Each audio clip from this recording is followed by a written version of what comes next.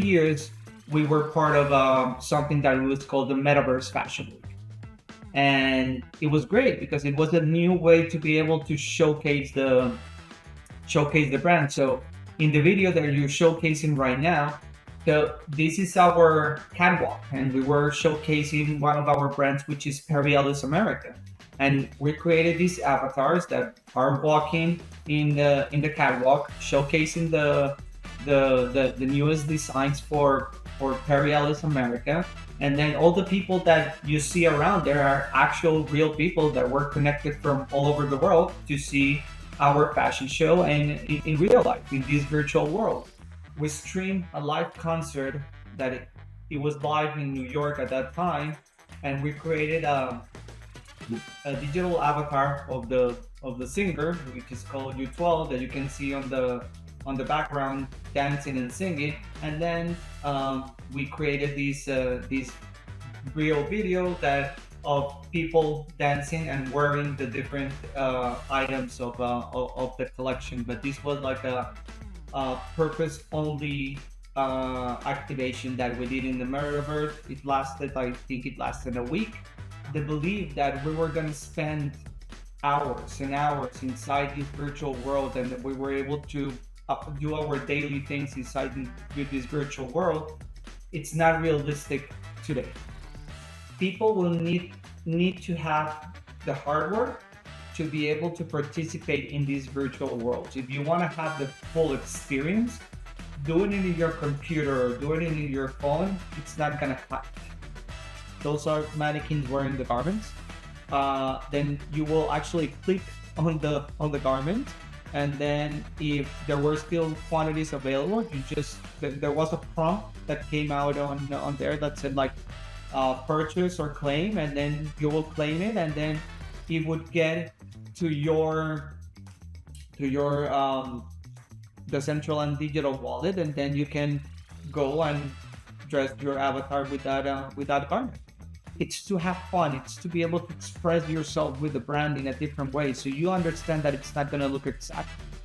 But if you see this garment virtually and then you see the real one, you're going to say like, oh my God, that's it. Like you accept it because you understand that you're in a cartoonish world, and that's how the garments look. So you're saying like, oh my God, this is super fun. My avatar now looks exactly the same as me in real life. That's fun.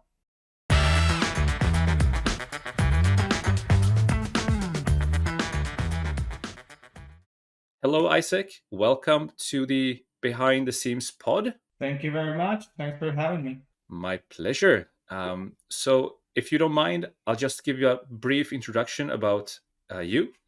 Um, you have been with Perry Ellis International for like 10 years, and your current role is the Senior Director of Innovation, which sounds super fun. I'm quite sure, as we said before the call, a lot of people are quite some jealous of that title. And but I'm not sure if most people in the industry are aware of like Perry Ellis and how big the company is actually, because it's like a group of fashion brands, which obviously includes Perry Ellis, but also like 15 plus other well-known brands. I know that you license, design, manufacture, and also distribute through various channels. And one of those channels that you've been engaged with and opened a shop in is in the metaverse, which will kind of be the topic for today's discussion. And I'm personally, like many others, I'm not so familiar with the metaverse. So I will be very excited to hear and learn more about that. Anything that you would like to add to the brief introduction? No, I think that's spot on. Again, been with Perry Ellis for almost 10 years. It's going to be 10 years in September. Have been growing inside the company. My background has always been in fashion, so I understand the entire fashion life cycle. I understand how a garment is produced, how the fabric is produced, how everything is designed. So That gives me a good, well understanding of the industry and where we at, and always had passion for technology, for innovation. So it's like the perfect marriage between uh, fashion and technology, if you want to call it that way.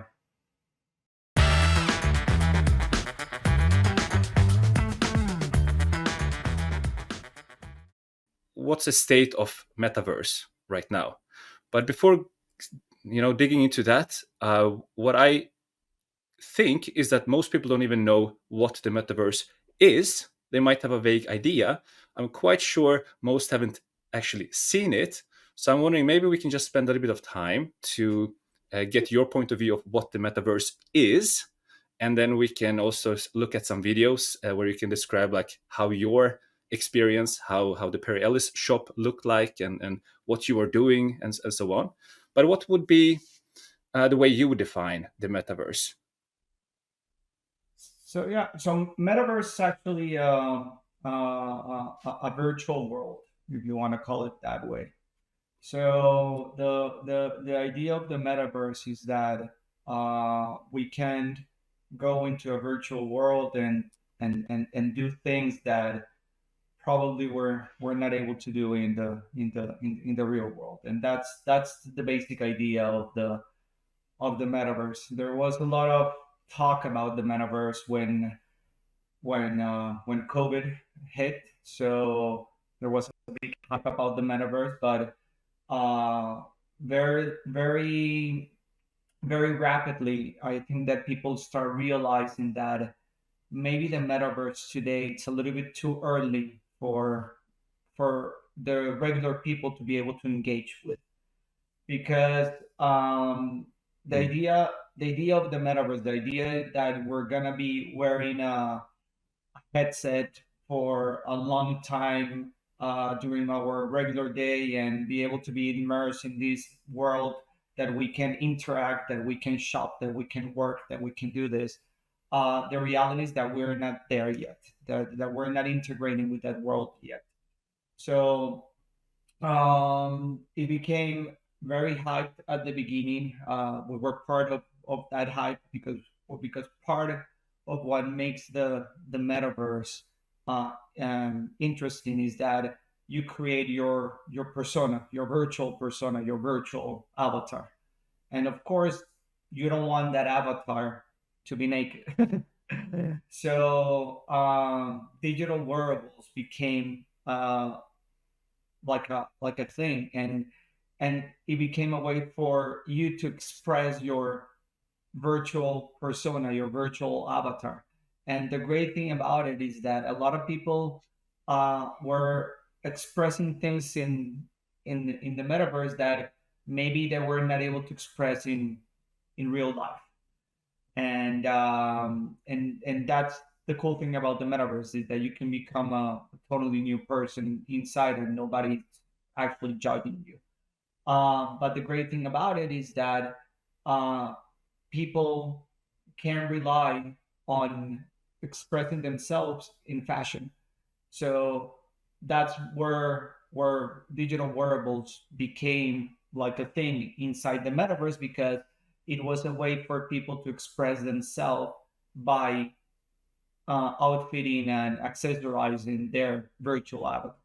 Yeah, correct. I mean, if the typical example is with the kids. I have an 8 and 11 years old, and obviously their biggest wish for their birthdays are just Roblox money or Fortnite money, so they can buy some skins and clothing for their avatars. So there are people already quite immersed. It's just that maybe not the majority of the demographics yet. However, before going into more about like who are those that visit your stores in the metaverse, I think it would be quite interesting to just see it, like get an impression of what is it. Would you mind if I play 2 or 3 videos just Yeah, explaining briefly what it but is that we're looking at? before you do that, I do want to make a little bit of a difference, because there um the way that I see it, there seems to be a misunderstanding between virtual gaming and the metaverse. So because Hmm. all of these virtual gaming you can call it worlds, your Roblox, your Fortnite, and things like that. You go in there to play a game and also to be able to, I don't know, to interact and all that stuff. But the idea behind it, it's a game. So they started as Yeah, games true. that became bigger in the whole world. So what we're seeing is that those platforms that started as worlds and they start as games, sorry, and they started growing and they're starting um, growing into this virtual world are the ones that have been successful. The open metaverses, so that are open for everybody. That not a company, not a specific company owns that world. Those ones like the Decentraland or Sandbox or things like that. Those are the ones that today are struggling a little bit more to gain people to come in because there's not uh, a real reason for them to spend so much time there because there's there's nothing else. Mm. There's nothing for them to do there. So if there's not a specific, um, like for example, the Metaverse Fashion Week, or if there's not a specific reason for them to be able to be in, then the people are Mm. not going there. That's why Roblox and Fortnite are very successful because there's actually a reason for kids, for that generation, for the Generation Z's to go there and to be able to spend money, Mm. spend time because not only they're socializing with their friends, they're playing games together. So it's a new way for them to be able to Yes. socialize and play games, but they're going there because there's a specific reason for them to go there, not just to walk around and figure out what to do. They're playing a game. That begs the question, of course, what do you think would be the reasons that would incentivize people, regular people, to go to a metaverse if it's not just for the gaming of it? What would be the entertaining? What would be the thing that you could create a status around? So that's where we stand right now. I think that if we were having this conversation, for example, 2 years ago, uh, it would be much more relevant than today because 2 years ago there was the hype and everybody was trying to understand what was this, what I'm able to do inside this world. So, but slowly but surely, people realize that if there's not a specific reason for me to go to this world, why would I spend time Mm. going to this world? So these gaming platforms that starting growing into a more and more and more and more and start growing their worlds and people start building things inside of them, they became a reason for you to go because they're generating a specific activity for you to go. Mm. So, for example, and Yeah. if you see in Roblox, a lot of big companies created their own world. So Nike created Nike Land. Who else? Vans created another thing. So a lot of people created worlds, and the cool thing Mm. about it is that you're not just going there to shop, you're going there to do a cool activity, and that activity gets you a little bit more in touch with the brand. So the brands are seeing this as Yeah. a way to market themselves to newer generations and for people to understand that Okay. this is a cool brand and to be able to talk to these newer generations. But the issue with what everybody thought the metaverse was going to be versus the reality today is that the belief that we were going to spend hours and hours inside this virtual world and that we were able to do our daily things inside with this virtual world, it's not realistic today.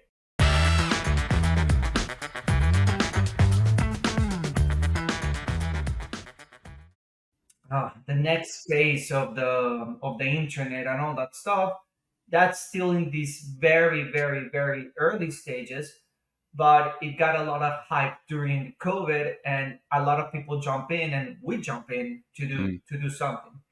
But the activations Yeah. that we did in the metaverse, were in this open world. So we basically did a lot of activations in one of these open worlds that it's called Decentraland, and we liked those activations because they were fashion specific. So for 2 years we Mm. were part of something that was called the Metaverse Fashion Week, and it was great because it was a new way to be able to showcase the brand. So in the video that you're showcasing right now, so this is our catwalk, and we were showcasing one of our brands, which is Perry Ellis America, and we created these avatars that are walking in the catwalk, showcasing the newest designs for Perry Ellis America. And then all the people that you see around there are actual real people that were connected from all over the world to see our fashion show and in real life in this virtual world. And then Mm. inside this virtual world there was like a shopping experience, and we created a small pop-up shop, if you want to call it that way, that people could go there and could purchase their virtual garments, and they can wear it, and then they can wear their avatar. So it was a pretty cool experience. And But that was back in 2021, so it was almost three Mm. years ago. Or 2022, I don't remember right. It was back, it was back then, so there was a lot of hype and a lot of excitement behind it, and we liked it a lot, and it was pretty cool. But you can always see it as some sort of like a marketing strategy behind. Yeah. So what you're saying basically is that there has to be activities that incentivize the people to come there, and that the brands might have to think now, not just open up a shop, but to think about like what type of activities can we offer or can we participate in. So Fashion Weeks is an obvious example. I also saw this video that was quite fun and interesting,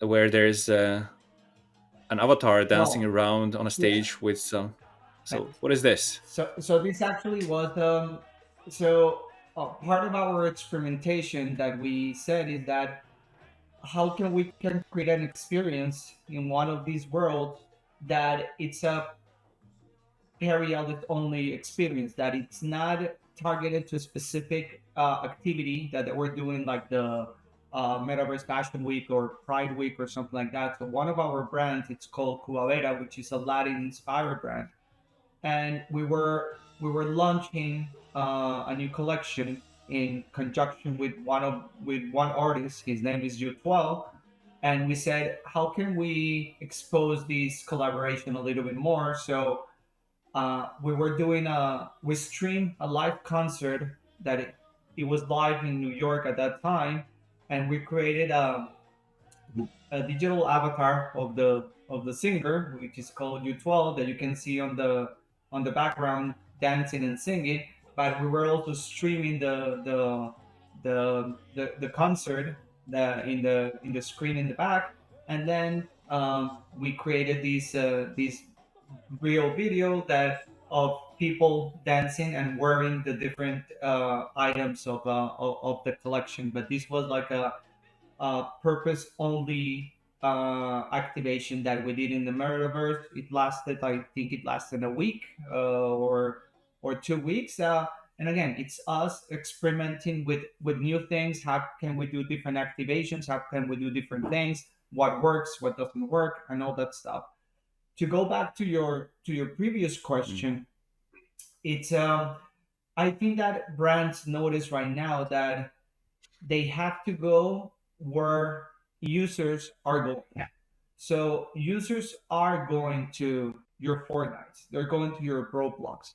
And if that's your target audience, or that's a target audience that you want to be able to capture, then you should go there, because that's Mm. where you're gonna be able to find users. But if that's not your target audience, or that's not something that you want to capture, then maybe maybe it's not for you. These digital activations are not for everybody, but they're cool Yeah. experiences for sure. I could imagine that because it's not like mainstream yet, that it's also easier to get attention. Like if you dare to go and test an experiment, that it's easier to get some brand recognition and perceived in a certain way because it's not as busy with other brands. Is that correctly assumed? Um, yeah, but again, the way that, for example, Roblox works, and I'm not sure if you're seeing with your kids, it's that Roblox per se, it's not like an open world. Roblox, when you go in, it has like No. different worlds that you have to go, and each world it's separate from the other. So if you're gonna do an experience in Roblox, for example, people need to find that experience. If they don't find that experience, that they don't go. So you also have to market that experience. It's not that people are just gonna be walking around and Ah, they're gonna see, ah, I'm walking around in Roblox and I saw this thing. No, it's because the way that Roblox is built. That's why Roblox. It's not that I don't consider it a metaverse. I consider it a game that it's a virtual world for people to be able to join in together, but it's different activations that are inside the that game that people can join and people can play, can interact, but it's you have to look for them or you have to find them or something like that, because it's not that you are mm, walking in the middle of things and then you're going to see, oh my god, there's a Perry Ellis store. No, I have to create the Perry Ellis right. world for people to go in. Mm, Versus what the open metaverses, which are simulating or trying to replicate in a virtual world what a world is. So you have buildings, you have land. People were buying virtual land. People were building um, virtual shops, and then people can actually walk there and see other brands or other things to do, and they were exploring like mm. would explore walking on the street or walking on a shopping mall and things like that. So those are the two different things. Got it. And you mentioned Decentraland, which is an open source metaverse. It, I mean, it would be great to understand. Like, is that the metaverse, or is there any other metaverses as well? Are they connected to each other, or are they also like disconnected? Maybe also just to get an idea on like you go and buy a land, you build something on that land. Like, how does it actually work? I mean, where do you buy the land from, and so on? Would be my second question. But maybe just to get on, like, okay, this more of a world, a real virtual world, not a game's proprietary space for a specific brand or a um, yeah, a specific place basically, but these more general places, how they look, how do you customize them? You also sent me this video where I guess it's also Decentraland, but just tell me a little bit more about how these worlds, are they more than one? Where do I find them? How do I access them? Yeah, so one of the issues about the metaverse per se is that everybody wanted to build a world that you can get users into. And the idea is that the more users, the bigger that world is, then people are not going to the other world. So think about it. It's gonna sound a little bit crazy, but think about it that everybody wants to live in Amsterdam, for example. So everybody wants to live in Amsterdam, Mm, and Amsterdam gets more and more and more people, more people. Then nobody lives in Paris. So like Amsterdam becomes the mm, place to be, and everybody wants to be there. It's because I'm there, so everything becomes Amsterdam. It's the place to be, and all that stuff. Same thing about these metaverses. yeah.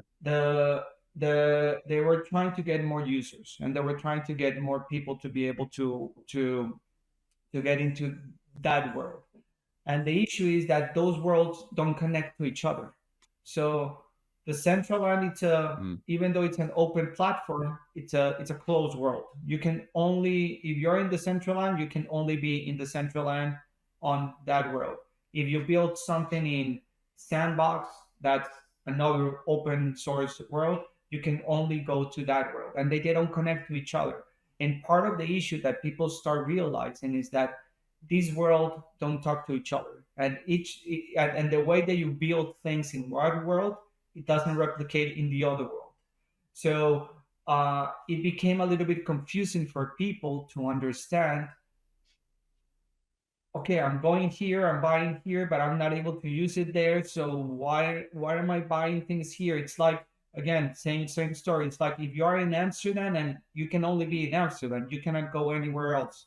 And if you buy a T-shirt in Amsterdam, Yeah. it's not the same T-shirt that you can use in Paris, because it's a totally different world. So you have to you have to be able to get out of somewhere and then do a total sign up to go to somewhere else. So it became a little bit complicated for the regular person to understand and to be able to participate and to say, like, what am I doing here? Why am I buying land Mm. here? Why am I building things here if not enough people are coming here? So, and then it became the job Mm. of the organization, for example, the Decentraland organization, of trying to gain more users, and that's why they created these many activities. And the video that you show a little bit 2 seconds ago, or a few seconds ago, that video was for an activation that they did, that it was called the Pride Week. So one of our brands, which is Original Penguin, every time that it's Pride, we celebrate Pride, and we build a capsule collection in real life that showcases part of that initiative. So we wanted to participate in this Pride parade. This is a virtual Pride parade that they created, and we created a floaty for that parade, and then we created a Mm. dispenser that people could get some of our virtual wearables for celebrating Pride.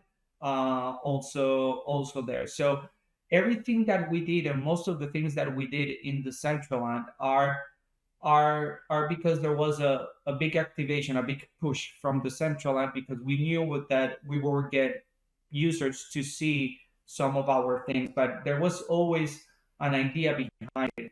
Pride, we support Pride. We partner with different uh, Mm. organizations when it comes to Pride. So for us, it was very important to showcase one of our brands during this Pride parade. And then Metaverse Fashion Week, we always want people to understand that we're um, innovative company, and to be able to showcase the brand, and to be able for people to see the brand in different set of eyes that they haven't seen it in the past. Yeah, that's cool. Just a quick question: do you think that there will come a time where these worlds are interconnected? There will be Paris and Amsterdam in the digital world, and you can bring stuff in between those and bring your avatar in between. Um, I don't know, and that's the main question. The issue is that unless uh, people build on a same code or something like that, that it's an open code that everybody can build in, and everybody can do different things, and I don't see I don't see that, unless there's like, again, unless there's a one big umbrella that everybody builds in, and everybody agrees that everything is going to be built the same way as, and all that stuff, and there's no issues. I don't see that it's going to be that straightforward to go to one world to another world seamlessly, unless Yeah. everybody agrees to it. There's there's a bunch of companies. There's a pretty cool company also from Europe that it's called Ready Player Me. It's an and they build virtual avatars, and their promise is that, which they do, is that if you build your virtual avatar on their platform, then they created the way that they created that is that it can work in different worlds. So at least with that, you can take your avatar to different worlds, and that's pretty cool. But um, the issue that I see, the issue that I see there is that, again, we're talking about different worlds every single time, and it's like everybody wants to build their own world and everybody's fighting for users, and at some point people are not going to mm, visit those worlds, and if people don't visit those worlds, then that metaverse, it's dead.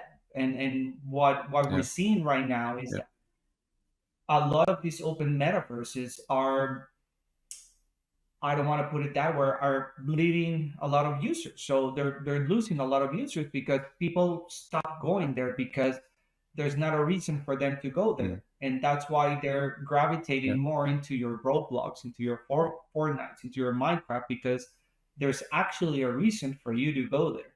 But the reason it's not yeah, because it's a metaverse. The reason is because it's a game, and you're playing a game, and you're spending hours playing that game, and then you're having fun, and then why not? And mm, then during that game, you have your avatar, and you want your avatar to look cool, and you're meeting with some friends, and you're playing the other game, and you're visiting this experience, and you're visiting this other experience. So it makes sense mm, for you to be there and spending time and dress your avatar, and why not? That's why a lot of brands are saying, like, you know what, if we're gonna spend money, we're gonna spend money building something in these worlds that already have the users.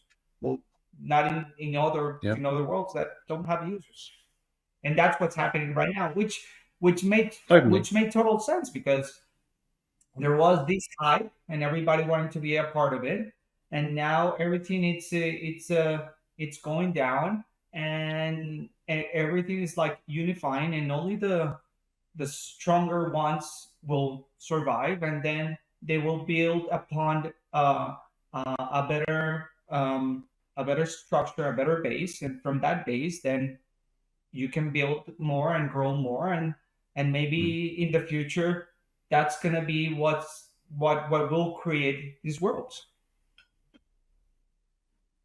yeah. Yeah, exactly. Maybe that is the starting point in those proprietary platforms for gaming, but eventually, over time, they will evolve into becoming more than just gaming. And people spend time, don't game, just do other activities with each other because there's already then an established set of users and content already there. What do you think about Facebook or Meta and their ambitions about creating the metaverse? Because there you also have the user base, you have certain content, a feed of content at least. Do you see that they can challenge and bring something that people can, get hooked to? Um, Look, everybody was afraid that when all the talks about the metaverse started, that Facebook Meta was gonna take over the world, and they're gonna be the ones that are gonna own the metaverse. We saw that that didn't happen, and they quickly pivoted into AI, and pivoted into their headsets for gaming, into the hardware. And then you Mm, hear very little about their world, about Horizons. You don't hear a lot about that, about it right now. I'm not saying that they're not building something in the background. Maybe they are, but they understood that there was a lot of hype. They understood that it's straightforward, and they understood something that a lot of companies didn't, is that people will need to have the hardware to be able to participate in these virtual worlds. If you want to have the full experience, doing it in your computer or doing it in your phone, it's not gonna cut it. So they said our bet is building this hardware, so their headsets, for people to be able to play, to do different activities on it. And as they build that technology, that technology is giving them feedback to build their world. So if you have the Mm. hardware and then you have the software, if you want to call it, that goes be, goes together, and more people have hardware, more people are using it in their daily routines, then that gives you more power. So I do believe that at some point they're gonna launch something bigger, not that soft launching, but I feel that they understand right now that they're still in that strong use case for them to go all out. That their stronger use case is be able to build that hardware that people can buy, build it good, and understand Mm. of how people are reacting to it, what they're doing with it, what other activities are doing with it, uh, what other brands, what other apps are being built with it. To get that feedback, they're getting a lot of feedback from all of that. What's working, what's not working, and for sure they're gonna put that feedback into into a world that they want to create, or into whatever they're going to create when it comes to like these virtual worlds, if you want to call it that Yeah, exactly. I mean, it makes sense to have the enablers.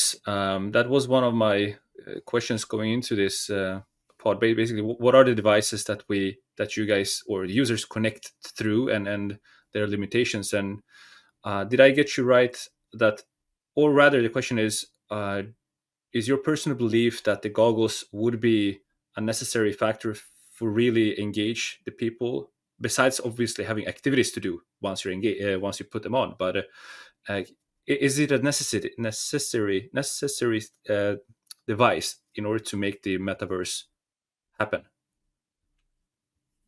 way? So I think that the end point of all of this is that it's not going to be 100% virtual world. That it's going to be, what do you call, the XR. So like it's gonna be a combination of the real world. So you're still gonna live in the real world, but then you're gonna be able to use your device to project different things that are not real, that are virtual, but are within your Mm. your real world. So I do believe that that's the goal, and that's what companies are building into. So you can call it augmented reality, you can call it mixed reality, however you wanna call it. I think that that's gonna become the end goal, because people realize that they cannot 100% replace the real world, but you can definitely use the real world as a canvas, as an open canvas, to project different things that are not there. Mhm.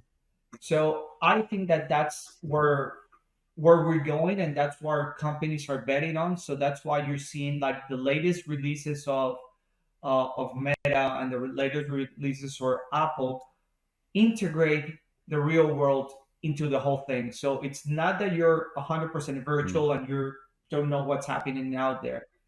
It's that you're in your headset, but you're seeing the real world and you're projecting things in the real world. So you're able to interact in the real world, but you also have your virtual world in it. And I feel that that's where we're gonna go. That's gonna be the end. Is it gonna be just us wearing these glasses and um, and start seeing advertising here and advertising there, and I got an email and got a call here, and I don't know, like maybe that's gonna be like, Yeah. but I think that we have to go that world, that way. I don't think that it's gonna be us staying at home in a virtual Yeah. world 100% and not going outside. I don't think that that's the reality of human beings. I think that human beings are, Yeah. they need to interact with the world that they live in. But Yeah. it's a cool idea that you can also have different things here that you can do, like I don't know, like a Yeah. Ready Player Me or something like that. All over the place, yeah. I mean, that will be very interesting to see where it ends up. But I could also imagine that there are some opportunities in the virtual world that you simply cannot get by the mixed reality, such as if you are like us, we are a fully remote company nowadays. We have colleagues in many countries. Uh, Mhm. if we would like to meet up or have a stand up, it would be really nice to just have a stand up and see each other as if it was somewhat real. If I would like to go to a conference, if there's a trade show to show the new collections, um, and I cannot go, or maybe there's just more efficient way of doing that for the smaller collections, to have a place that can host an infrastructure where we can have those meetings and still have the social bond, which we cannot as easily through a simple webcam. uh, I see that it's hard to achieve that by just mixed reality. Yeah, no, 100%, and that's why these hardware that they're building, it's a combination of both. So you can have the interaction with the real world, but you can shut it off and be 100% virtual if you want to be 100% virtual. But I see the use of virtual very specific. So like I'm gonna use it for gaming. I'm gonna use it for this virtual conference that you're talking about. I'm gonna use it for this. But if we're Mm, gonna have mass adoption of these technologies, I think that it has to be a combination of those mixed worlds to be able to have like mass adoption. If we're saying that that's gonna yeah. replace your phone, then you need to be able to have mass adoption and be able to people to accept it and approve it and people to be able to use it. So um, Mm, I believe that there's use cases for both, but what I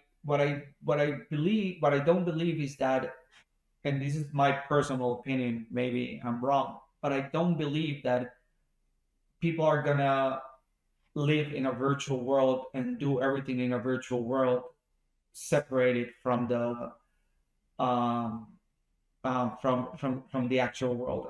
I don't believe that we're gonna have a big percentage of our interactions in a virtual world. I honestly don't believe that. mm, I believe that if successful, if we can mix both and we can live in our world, but then get those projections or those things that are mixed reality and things like that. I believe that that's yeah. the use case that it's going to succeed. There's going to be uses for virtual 100%, but there's going to be Mm, specific uses for you to do that virtual, and that's it.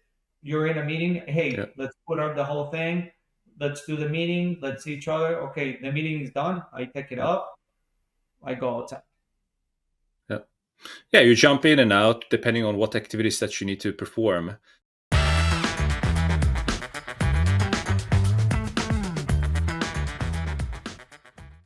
Yeah, if we just jump back a little bit about Perry Ellis' experience in the metaverse, I think one uh, non-obvious uh,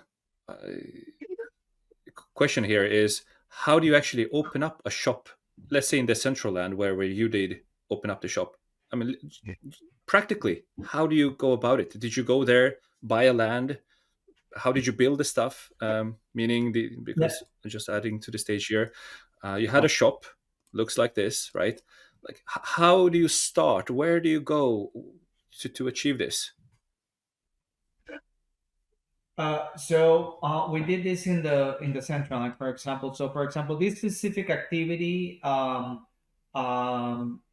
the central and there's people that manage the central end. So there's actually an organization that manage the central end, and for the metaverse fashion week, there were actually producers that were again producing these shows. So part of the whole thing is that in this specific case, um, this area was already built, let's say, and then we worked together with the people from the Central to dress up the store. So they gave us like an open canvas, and we told them like, hey, we would like this to look like this, and this is the video, something like that. That was a specific thing.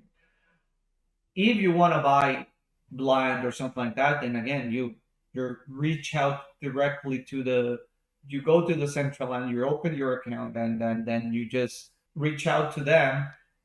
It's not Mm. as easy as it seems, but you reach out to them, um and then you build, and then you either buy the land if there's a land available, or you lease the land if somebody already owns it, uh, and uh, and then actually to build those worlds you need to know how to develop, like actually need the developers that know the code for that world to be able to build the world. So it's like you need Mm. to know the code to develop it. So it's like, again, it's not a it's not that straightforward. And there's companies that actually do this for you. So you reach out to the companies that do this for you, and inside the central, and you can find a list of companies that can do different things for you, and you reach out to them and they help you build the stores, they help you address the stores, they help you build the wearables, they help you doing doing all of this. If you feel that Okay. it's something that you want to do in-house, then you need to have the talents to be able to do this. You have to have 3D Mm. modelers that can build something in 3D, that can understand the code, and so on and so forth. Okay, so you didn't actually have to have, for example, the 3D models of the clothing. You provide them. Here's a picture of the product, and they created the 3D artifacts. Uh, Exactly, because since each world you build things differently. We do all of our, we design all of our garments in 3D, but the 3D files that we designed in didn't translate into mm, into the Decentraland, for example, because as you can see, the Decentraland still looks very gamey. It doesn't look very realistic, so it's still very cartoonish. And the 3D mm, software that we use to build the garments, we want it to look real. So I'm gonna be a little bit mm, technical right now. So the amount of polygons that you use to build the garments in uh in these 3D softwares, it's very high. So the file size, it's very heavy. And in order for the central end to be able to accept those files, you need to reduce heavily the amount of polygons that you have, because the files need to be very light, because again, this is mm. real life, real time rendering. And we still, and one of the issues that the metaverse, for example, it still looks very cartoonish and not so realistic. It's because even though that computers are very powerful right now, they're not powerful enough today to be able to handle real life, real time rendering of real life, because then it would need a lot of power, a lot of Yeah. power. And we're getting there. Like, look, like graphics cards are getting like better performance. They're doing things much faster, and but we're still not there. So it's still gonna look a little bit cartoonish. Was there ever a concern from the design team at Perry Ellis that the expression and the brand identity would not kind of match the quality because you had to go into a cartoonish mode? No, because we manage expectations with everybody, and we told them like, this is not real life. As long as it looks brand appropriate, then we were okay with it. And if you can see, it looked very brand appropriate. The logos were okay. The idea of the garment was there, because all of the collections that we did digital come from a physical collection. So this was Yeah. an actual garment that we were selling in our e-com store, and uh, Mm, and the idea of everything, the prints and the look, more or less, look good enough for us to be able to say, you know what, mm, yeah, why not? And that's why you do things in the in these worlds. It's to have fun. It's to be able to express yourself with the brand in a different way. So you understand that it's not going to look exactly. But if Yeah. you see this garment virtually and then you see the real one, you're gonna say like, "Oh my God, it's that's it." Like you accept Yeah. it because you understand that you're in a cartoonish world and Correct. that's how the garments look. So you're saying like, "Oh my God, this is super fun. My avatar now looks exactly the same as me in real life. That's fun." No, I agree. And it also enables people who are into expressing themselves through fashion to have a place where they can do it really.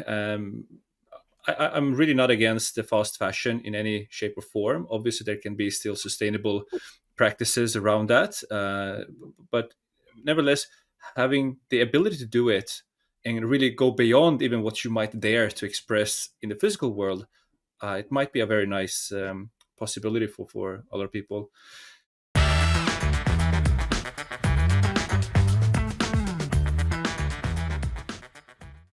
I'm curious about the business case here because you were also selling these. I mean, at least people could buy it, right? Like, how much did it cost? How much did you sell? Is there any So numbers or insights that you could share? so our whole mentality behind anything that we did in the metaverse is that we were not there to make money.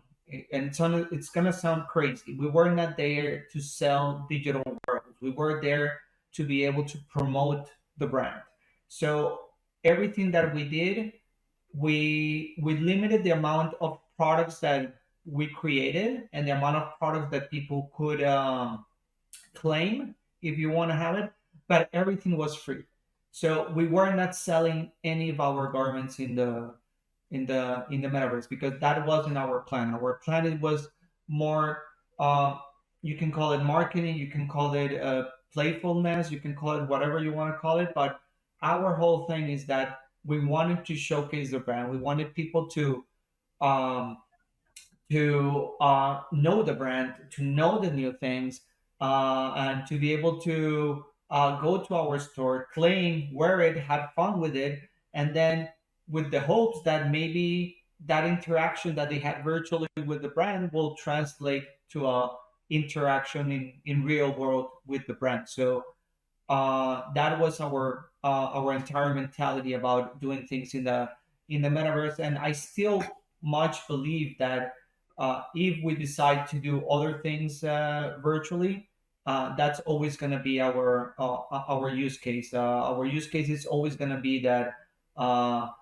anything that we do digital, it's just gonna have like limited amount of a limited quantity for people to be able to claim, but it's not Mhm. gonna have a cost because also something that people didn't realize and it became very hard for the regular person is that to be able to do a transaction in these worlds, you need cryptocurrency, and not everybody Mhm. was so into cryptocurrency or didn't know how to use it or were afraid to use it and things like that. So it made it very, very, very, very hard for regular people to even set up an account and things like that. So we wanted to take that whole thing away from them. That I don't need you to have like a digital wallet. I don't need to that have that transaction. We don't need to do all of these things.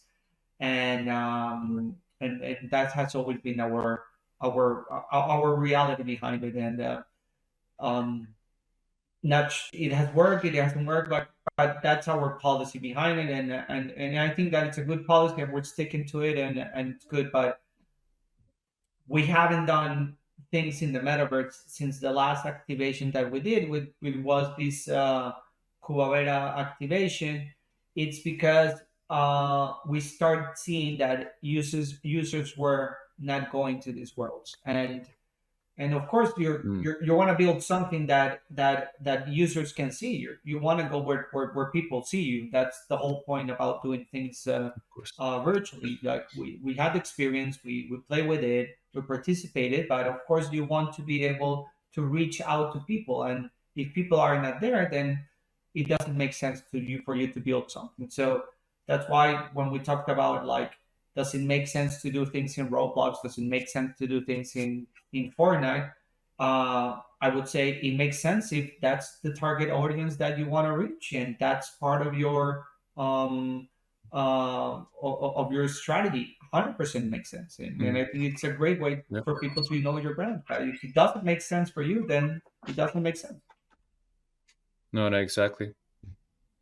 No, you completely. Yeah, it makes sense what you're saying. I'm just curious about uh, practically uh, when the avatars or the users that were in your shop, how do they actually go about to claim or get the products to put on? Because not everyone had Perry Ellis clothing in the Central Land.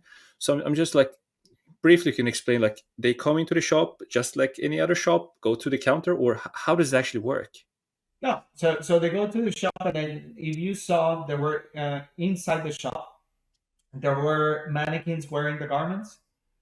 So, like, if you Hmm. go to another one, there you go. So you see the mannequin on the left, and then the mannequin on the far right. Those are mannequins wearing the garments. Then you will actually click on the garment, and then if there were still quantities available, you just there was a prompt that came out on there that said like purchase or claim, and then you will claim it, and then it would get to your the central and digital wallet, and then you can go and dress your avatar with that garment. So again, Okay. in order for you to do that, people will have to sign up for the Decentraland. They will have to connect their digital wallet. They will Mhm. have to set up their whole. They will have to do their whole setup first. And once they were able to do their setup, then they're able to go there and they were able to claim the garment by just clicking on the garment, and a window will pop saying like you want to purchase it and things like that. And if there Mm. were available, because there were limited amounts that we will have available, then they were able to claim it. If it was sold out, then it would say sold out. Were you able to sell out? Every time we sold out. That's nice. And in order to claim it, you said they have to create a digital wallet. Do they have to connect the digital wallet to like some kind of Bitcoin type of account, or was it more of a just Yes. a decentralized or So Decentraland? not Bitcoin, because most of these things run on Ethereum. But Ethereum, yeah. but to have some sort of like digital wallet that you have to connect. So yes, you will have to have Ethereum funds so in your wallet, so you can connect to it, because that's the only way that you can do that. So you will have to do a connection. Yes. Okay. Well, I mean, in that case, it's still impressive if you were able to sell out, because that basically means that there were a lot of users that had their wallets connected to Ethereum. Maybe they did not have Ethereum, but at least had that connection, that infrastructure in place, right? Yes. Like I would love to think that that's the case, but then afterwards I learned that that because the central line was also new, that there wasn't a real world to limit the amount of garments that people could claim. So in some cases, people would just grab 10 or whatever. So like, Ah, uh, I didn't know if that was the case, if that wasn't the case, or things like that. But I didn't care. The idea was, again, it's to be able to build experience and things like that, more than if it was sold out, it wasn't sold out. do you have any insights into the second hand market? Like once someone claims your Yeah, no, avatars, not avatars, no, but no clothing, can they sell it? insights. A hundred No. percent. Maybe Just someone is selling making. So someone is making money from you. 100%. Yeah, yeah. Uh,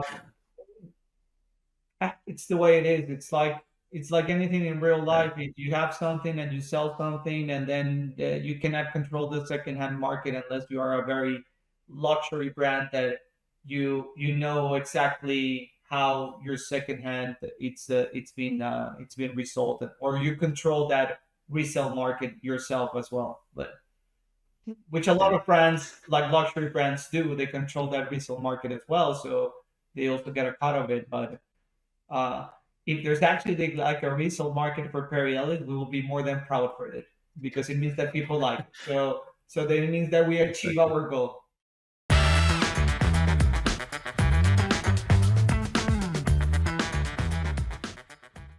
What would be your predictions in regards to the metaverse in the next upcoming, let's say, 5 years? Where do you see it ending up, and what would it mean for a Perry Ellis to engage there again? So my predictions are that um, these virtual games or Roblox, Fortnites are gonna continue growing. Uh, the quality of the game, it's gonna look every time, it's gonna look much better and more realistic. So that's gonna be very cool. I believe that the hardware, it's only gonna get better, and you're gonna start seeing regular people adopting it even more. But I still feel that it's still very, very, very, very early for people to be 100% engaged in one of these open metaverses. So what I believe is that the idea of having this open metaverse that people will live in, I believe that it's not going to be a reality. That the real reality is going to be that there's going to be different different places for people to go, and Mm. for people to interact. And then at the end of the world is going to be this mixed world out there that we're going to start engaging with. But it's going to be the base of that virtual of that mixed world. It's going to be our our world today. So it's going to Mm. be our physical world. So Yeah. we're gonna have that. So I believe that that's gonna happen. But in 5 years, I foreseen that it's gonna be very similar to what we're having right now, but the quality of the products are gonna be much better. I mean, it sounds reasonable. It will be interesting to see how much Apple's entrance to the market of AR, VR will push the brands and the technology providers in achieving this. So I guess we'll stay tuned and see when we will see Yeah, look, the whole Pirelli's. the whole bet with Apple, in it's because they have an army of app developers behind it.